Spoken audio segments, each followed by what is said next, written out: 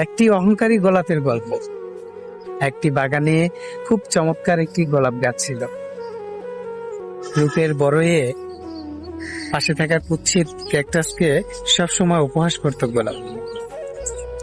ক্যাকটাসটি সবকিছু নীরবে সহ করে নিত। একবার খরায় বাগানের সমস্ত জল শুকিয়ে গেল, কিন্তু খেয়াল করে দেখলো ক্যাকটাসের গায়ে বসে চড়ুই পাখি খুব আনন্দে জল পান করছে।